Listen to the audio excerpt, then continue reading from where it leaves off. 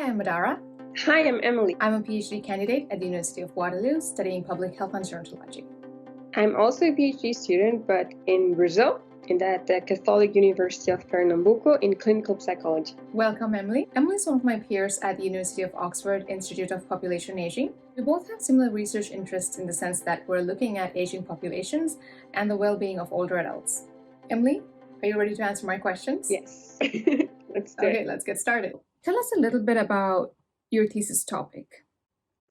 So my thesis topic is actually the role of great-grandparents, but in a way that is from a multi-generational point of view. So I'm looking at the intergenerational transmission from one generation to another that has its head this role of great-grandparents. We will get into details about your thesis topic in a bit, but before that, tell me what your background is in the field that you're working in. So, for example, before you started the PhD, did you work in the field? Did you do a master's in the field? What was your journey like before you got into the PhD program? So I am a bachelor. I'm actually a clinical psychologist. So I did a bachelor in psychology and a master's in psychology. And actually, we have a program here in Brazil that it's called Initiation to Research. And that you can start more or less in your second year of university when you're in a bachelor's. And I got actually invited to it, and I was really excited about it. And it was about older adults. It was the first program that I entered was about grandparents who raised their grandchildren. And we had great-grandparents raising their great-grandchildren. And that was how I started that is interesting. That's different from what I expected. And then in my master's, I decided to go into that about this role of great-grandparents. And in my PhD, I'm continuing the research. So I have also worked in psychology, like in the university clinic, but I actually decided to go this path of research quite directly. Now that we have a better idea of what your PhD is on and what your experience is in the field, tell us a little bit about doing a PhD in Brazil. So what kind of requirements do you need to get into a program? Generally, it can be general or you can be specific in terms of what your university requests. Yes. So first, I would like to say that a lot of people here in Brazil seem to think that a PhD is something very, very difficult to do, which I'm not saying it isn't. It is difficult, but it's not as difficult as people make it. It's like this monster that you have to go and fight for yourself, but it isn't like that. So here in Brazil, I think the requirements are national-wide, more or less the same. So to enter a PhD, you have to have a master's. There are only very rare cases where the person enters a master and then she gets promoted into the PhD program because her project is really good or because she has some kind of prior experience that kind of leads this way. But in my experience, I have never seen a case like that. I've only seen it in theory. So first requirement is actually to do a master's and have it finished. The selection process, it occurs yearly at my university and as far as I know, others as well. So at first you get in contact with a potential supervisor for you so that he or she can explain the research streams that we have, what kind of research that is expected, if your ideas kind of match with those who can be potential supervisors. Then you write up a project. That would be around 10, 12 pages, so it isn't something really difficult to do.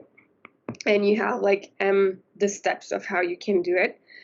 And then you apply, you have to put your CV, a lot of documents, one actually recommendation letter, and your project, of course. Then they will analyze it.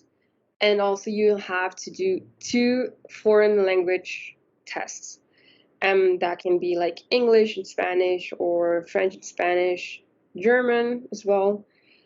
But it's really interesting that the test is more in the sense that if you understand the text, you'll be given an article or a book chapter, and you will have to answer questions and do like a little abstract of it, not in the sense that if you can speak the language. So it's more of another type of functional language. It's not if you can actually speak the language. So if you go through that and you pass, then they will analyze your CV. So it's like the second round. And then the third round is an interview that has like a panel. So there will be like 3 to 4 professors, and they will answer you, not answer, ask you a couple of questions that you have to answer. Mostly they're quite tricky questions, but it's all about your project. So it's nothing like they will ask you anything that you aren't aware of, but they will like make a couple of questions out of your project, like questioning why do you want to do this like that, and do you really think this method applies, and will grade your interview. Then with all of that, you'll have like many actually grades of these rounds, and then there will be the selection. Like mostly it's 10 spots a year, and yeah, so the better the spot that you get, like the like first, second spot, the better the chance that you get a scholarship. So that it's really important that you get a good spot in the end. Very interesting. So did you know that you were going to work on this project when you were applying, or did you make any changes to the specific thesis topic? I know you did some work related to this during your master's, but did you have a pretty good idea about doing this as your thesis? Idea, but it changed anyway. It changed in methodology and in participants, like defined stuff, but the major theme is the same. But also I do know people who entered with one project and now they're working on something very different. So it's not something that you're bound to. It actually can develop. And I think it's also very important that you are flexible in this way, because if you enter like with this point of view, that's exactly what I want to do, and I don't want to change like a line of it, then you'll probably have a little bit of trouble, because I think it's something that is developed during your PhD, and you have to be quite understanding and flexible in the sense, because your supervisor wants what's best. So he's not making you any trouble. He's just wanting to make a better project out of it. So, yeah. Yeah, I 100% agree. It's a good thing that you brought that up. It was the same case for me. I went through a journey with my PhD, I took a little break. So even the topic changed because my supervisors were changing. Yeah, so it's very important to be flexible and be open with what you want to do. But you can also stay within your interest in the field. It doesn't have to be a complete change, but as long as, like you said, that the flexibility is there, I think that's quite important. Great. So, tell us a little bit about publications. Is that a requirement or something that is going to make your application strong specifically in your country? Did you have any publications? I did have, but I didn't have many. So I had like 2, to be honest. And it wasn't like in major journals of the field, but it did count, because like your CV, it's evaluated in the sense that they give you points for publications, for courses that you have done, for your GPA by the end of your course, and all of that. So your CV is graded, like it's like evaluated in that sense. So the more publications you have, the better grade you'll have in the end. But it's not a requirement in this sense. It will be a requirement during your PhD, but not like before applying. So. Great. Tell us a little bit about the funding situation there. Do you get paid, or is your tuition covered? How does it work over there? Well, there are actually 2 types of scholarship here. There's like the one that you get your tuition paid, and another one that you get the tuition paid and you also get like a monthly salary. So actually really interesting, because here the scholarships are paid to you monthly, like really a salary that you get each month. So you don't get the whole amount like at once, like in some other countries. And there are like scholarships from the state and scholarships from like national. and but they're like the amount that you receive are the same. The only difference will be like how you apply to them. So the state one you apply to when you enter your PhD, then you apply with your project, and the national one is like they say it's out of merit. It's that the thing that I talked to you just before, that depends on how well you do in the selection process, or other like criteria that the program comes up with, like the need, like financial need, and how well you're doing publications. But it is something very particular to each program. So I got my scholarship because I had a really good outcome in my selection, and I was really happy about it. Yeah. Tell us a little bit about the structure of your PhD program. So, for example, for mine, we have to take courses in the first year and then do a comprehensive exam, which tests your status on or preparation to do your thesis proposal. And then you do the thesis proposal, you propose the idea to the committee saying, this is what I want to do and this is how I will do it. And then you go into writing your thesis, and then the defense comes after. So what is the process over there? So it's actually more or less the same. It's really interesting. So the only difference is that we have 1.5 years of courses in the beginning. So it's 3 semesters where we have like 3 obligatory courses that we need to take that are called, I think they're not very creative. It's like thesis 1, thesis 2, and thesis 3. Mm-hmm. So just a side note on that. And then we have other electives that we can take during this. Actually, the electives you can take throughout the whole 4 years, but it's actually your supervisor will probably tell you to take them as soon as you can, so that you can be free to actually do your research later. So after these 3 semesters, you're asked to make your thesis proposition, like your research proposition, and you have to defend it to a panel. I guess more or less just like you do. Then you already have like one professor from the university, one from another one, and one from another one. And if you pass that, you have to enter the ethics committee, which is quite a thing here. It takes quite long. They're really picky. And it's good that they're picky, but sometimes you're just like, oh God, this is taking so long. For you then to actually be able to start your research. So then you can start. By the end, you defend it publicly. But before that, we have something called like our pre-panel, where it's just private, like you and your the professor who are in your panel. And afterwards, you have really the public defense, which is really good because it helps. Like you kind of get the nerves kind of down since you have the pre-defense stuff. So that's actually really good. Well, that's very interesting. A pre-defense. I don't think we have that. We work with our supervisors throughout the thesis writing, and then you defend. Interesting.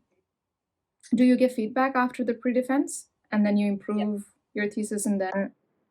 Yeah, they give a lot of feedback, and I think like this minor stuff, like and also like or if it's something really big that they want you to change, you get like the opportunity to do it before it's public. I think it helps a lot that they will not be pointing out like this really minor things like, oh, on page 13 there's this comma missing. So this won't go to the public defense, so that it has more of a dynamic that people can actually watch and learn from it, and not be like stuck into stuff like that. Got it. Makes sense. Awesome. So now that we've talked a little bit about yourself and the PhD and some country-specific information on how to do a PhD in Brazil, tell us a little bit about your personal challenges since the day that you've started doing a PhD. What are some of the challenges and barriers that you faced, and how did you get through them? Okay. I think doing a PhD is a challenge in itself, but we like every day that you go through it, or every publication that you make, it's like, oh God, I achieved it. So Yeah, I think that's actually good advice, like really to celebrate the little things that you do in your PhD. 100%. But yeah, to the personal challenges, at first it was actually getting a scholarship because here in Recife, Northeast Brazil, the city that I'm based in, we only have two programs in psychology. Like one is public from public university and one is from private university. But the one from the public university had an aim that my research wouldn't fit in. It was mainly like a cognitive and behavioral psychology, and I wanted really clinical psychology to go into like family relationship and all of that. But it's private, so I needed a scholarship. And our political situation in Brazil right now, it's quite unstable. So we had quite some cuts in regarding research. And I actually was very insecure about the fact if I would have a scholarship. And also my research, that's another thing about Brazil, like there are topics that they say it's like important for the society that they give scholarships for, and others like that aren't considered relevant and simply don't get one.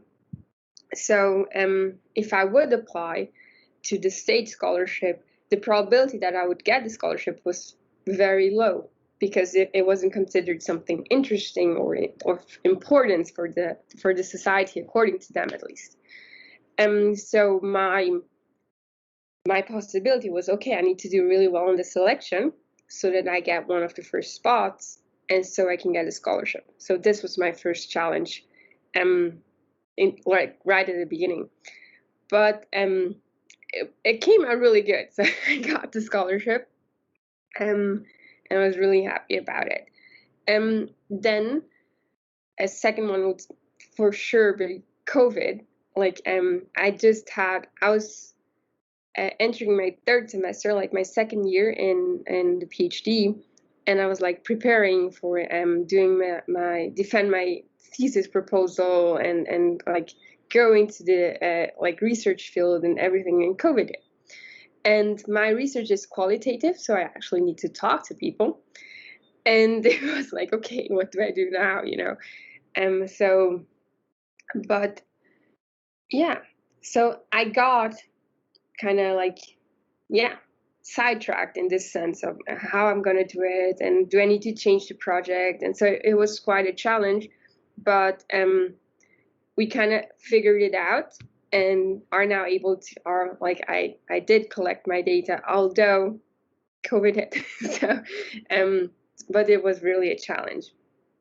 And I think another thing that is always a challenge, I think for any PhD student, is that it's easier when you have like a class, for instance, that everyone's doing the same thing. You see everyone, or when you're going to your courses, you meet people. It kind of motivates you to keep going. And this isn't actually related to COVID, but we had like this class of 10 people that enter PhD together, and then we did our courses for the first 3 semesters, and then everyone just goes do their research, and we don't have a connection anymore. So PhD is quite lonely in a way, like of colleagues, if you're not someone who just goes after it and asks people and are like motivated in the sense to keep the connection going. So I think that's a challenge, like to keep in touch with your fellow colleagues who are doing PhD. So Yeah, I agree. I spoke about that briefly in one of my previous videos. One of the questions was, is doing a PhD lonely? And I said the same thing that you said. So you mentioned a couple of country-specific challenges for PhD students, including funding that depends on the political situation. Talk a little bit about country-specific challenges that PhD students are facing in Brazil. If policymakers are watching or decision makers are watching, what needs to be fixed so that current and future PhD students in Brazil can have an easier journey and a better path to pursuing a PhD and doing research, and so that we can see the maximum benefit of this research that's being done in Brazil? first of all, I think at least in Brazil, we need more scholarships. It's crazy the amount of students who end up like just giving up their PhD because of lack of financial funding. So, and they're good people that can totally do it. And sometimes I think it comes just from above, what is important now for our society, when sometimes researchers have a completely different view on it and see that something will be important, so we need to research it now. So to actually hear them out, like hear out the researchers that are doing research and also have this more, a humanistic approach to it, maybe like a human approach to it, because it's like a lot of like the hard sciences get much more funding and scholarships than like human sciences, social sciences, that are actually very important, as important as to society as a whole. So I think a lot of like perspectives need to be switched, and also like hear out your PhD students, hear out your researchers, because like your PhD students will be your future researchers. Why not hear them out? So They are the future. Great. All right. So we talked about a bit of challenges that you faced during your journey.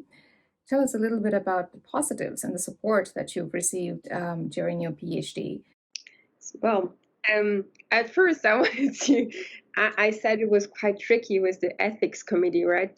But it was actually a very positive surprise that I got. Like they answered very quick, and for Brazilian sense, like it will be more or less a month for you to get a response from your ethics committee here. So they replied to me with confirming that I could start like sooner than a month, so I was very happy about it. And also they were very flexible in the sense that they said, it's COVID.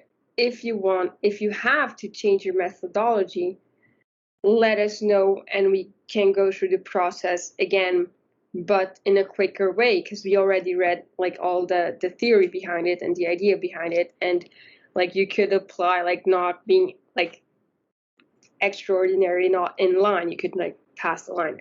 So this was really good. I actually thought about changing my methodology and had a very good response from the ethics committee. I ended up not doing it, but it was a very positive thing that they had this response for me.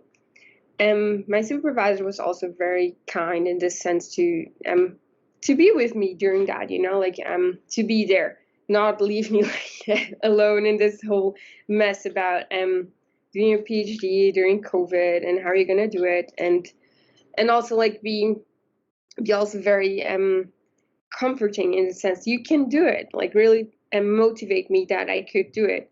For instance, start interviewing also like with a mask on and not say don't go, just she told me you have to go, you can go, just be very careful, have your mask on, and like do everything that's needed, but do not miss the opportunity, and also like put COVID, like this whole context also into your research. And I think that was very positive. Another positive thing was actually the institute, like the Oxford Institute of Population Aging, that was closed for quite some while, but they had all their activities online. So although I was here in Brazil, I could join all of them, and I met really wonderful people, and they really helped me out with my research. I made even friends online, so that was really amazing.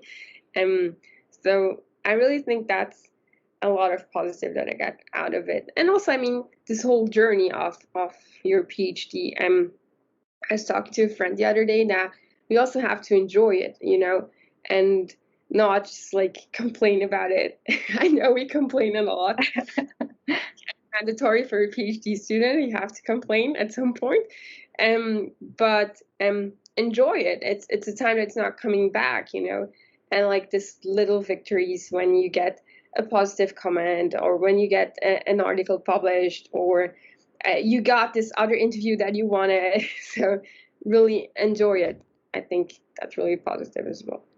Now that we've talked about some personal challenges and support that you've had along your PhD, tell us a little bit about your thesis topic. So, first of all, what do you want to do for the world with your research? And talk a little bit about what the contribution will be. What is the main goal, the main purpose of your research topic? So what I would like to do with my research for the world would actually get this role of great-grandparents to be known and cherished, because I think they're really many times just forgotten out there. We talk a lot about grandparents, but they're not the only ones. Great-grandparents are there too, and somehow they have a role in many people's lives. And grandparents as well, many people forget about them too, just a side note. But great-grandparents it isn't that common. And I think, actually, I'm sure that they have a very big contribution to our daily lives, like to family tradition, family history, how all your beliefs that you have, or traumas that are intergenerational, and or stories that are intergenerational, but also values and a lot of positive stuff that you get out of your family from generation to generation. And I think we don't think about this enough, how we are like intertwined in this whole generational net, actually. And I really want the world to think more about it. And also, I think it's very important when you think about the past, you can make a better future. So I think it's a lot about that in my research. And I think the contribution in this field will be actually to get to understand, what do great-grandparents do? They are there. Here in Brazil, there are a lot of great-grandparents right now. And like, what's their role? What's their position in the family? What do they do? What they don't do? What are their tasks? What is their function?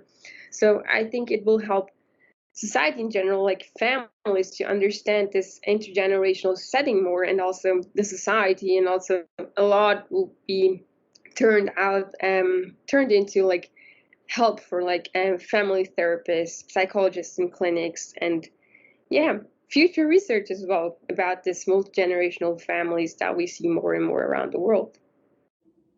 And what are some of existing gaps in your area of research that you come across? So, for example, if another student were to do a PhD in the same area of research in another couple of years, what is next to be addressed? What are some gaps that exist within your research topic, if you have found any? There are many.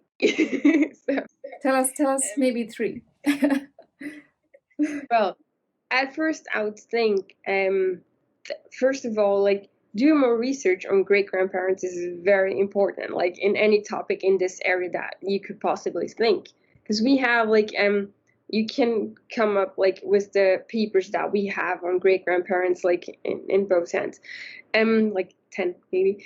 So also I think, at least here in Brazil, there is a majority of qualitative work in that area. So, and we have a lot of Northeast specific contributions. So actually the south of the country is older, but we don't have any papers about great-grandparents in the south. So I think this would be really interesting. Also, I think like to have a more profound understanding of the socioeconomic background, do a quantitative work about it, like really get more number, like who are these great-grandparents, like, and not have any like thing about age, or it has to be only about that age, but really have more in a wider sense to see who are these great-grandparents in Brazil. So socioeconomic background, and also gender, if it's different to be a great-grandmother from a great-grandfather. And and also like this, another thing that really is interesting for me is this relationship of great-grandparents with great-grandchildren, that the age gap is probably very big, but somehow there's a relationship there, and how it is constructed. Like it's like 90 years old with babies. So that would be really interesting to see. Yeah. You mentioned qualitative a couple of times. I get what you mean by qualitative research, but for people who are not from an academic background, please tell us what qualitative research means. So qualitative research is you will get into the quality of the research, in the sense you will go into the speech of your participants. You will analyze speech, you will analyze what they say, how they say it, instead of numbers. That would be quantitative. So let's say, and also the majority of qualitative work would be like with less participants. So around, like, the most that I saw qualitative was around 100 participants, the most. But there's also like qualitative work that has only 3-4 participants. And it is very interesting to do because you kind of dive into what the person is saying and really try to understand it and make sense of it in a context. And so you can use as theoretical framework a lot of psychoanalysis or systemic theory as well. So you go a lot into what the person is saying. It's quite important to have qualitative research, I think, in most social science fields because we need to know what's going on beyond the numbers. So it's great work that you're doing. Now we will both answer one most frequently asked PhD questions. Today's question is, how do you maintain a balance between life and life as a PhD student? Okay. Good question. I think it's like you have to balance it out, like as the word says, balance. So you have to have other stuff that you like to do that are nothing PhD related, literally nothing. So for instance, for me, I do ballet classes, and it's like the time where really my brain isn't thinking about anything PhD related. So I really have to pay attention to what I'm doing, like what my body's doing, and listen to the music and everything so that it works. So this is really good, like to have this time of the day where I am doing nothing PhD related. Another thing that I would say is like to have friends that are both from academia but also friends that aren't, so that you can talk about it, like and also like the ability to say, okay, now I'm not gonna do anything PhD related. I'm just gonna enjoy, and have this time for you. Really put it in your schedule to have this time for yourself, and do something you really like, and that won't necessarily remind you of anything that you have to do later. I have to agree. I definitely agree with what you said because I try to do that too. But don't you think there are some days that you just don't get to do anything? For example, for me, I like to watch a lot of TV. When I'm watching something, I really get lost in what I'm watching, like I'm in that world. And it's amazing. It's a great break. But there are some days that for like 3 days I won't get to watch TV because I'm just engaged in what I'm doing. And the fourth day just feels so exhausted because that balance wasn't there. So I think it's very important to try to get something other than your PhD work into your day, maybe watching one episode of something for people who like to watch TV. That's what I do. I try to do. So that, you feel like you're not doing one thing continuously. Yeah, and also just to say, like if you have a day where you don't manage to write one sentence of your paper or one sentence of your thesis, don't blame yourself.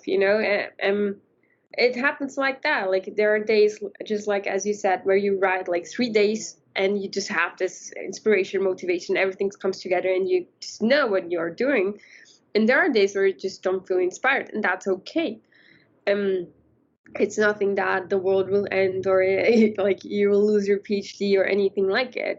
It's just like a day that you're not working, or take days off, or even if you have like this writer's block, do something different. Maybe that will exactly not push yourself to do it, but like take a day off, or just go and watch series, Netflix, or do something else. I don't know, go make sports in nature, whatever. And then it will come again, don't like be too hard on yourself as a PhD student. Like you have the years to finish it. One day that you watch one more episode of Netflix and nothing major terrible will happen. Yeah, I'll try to remember that. Thank you. One last question I have for you. What is one advice you'd give to future and current PhD students before we go? Okay. Let me think, just one. I'll quote Master Yoda, do or do not, there is no try. It's nothing terrible, you will enjoy it. And yeah, really go for it. It will be fun. You'll go through ups and downs as you would anyway in your life. So go for it. I think that's Master Yoda meant. Thank you, Emily, so much for being on the show. I think you shared so much information that is not only inspirational, but also a motivation to everyone. I wish you all the best with your PhD work. All the best for you too. Thanks for having me. And all of you, thank you so much for watching. Until next time, bye-bye, take care.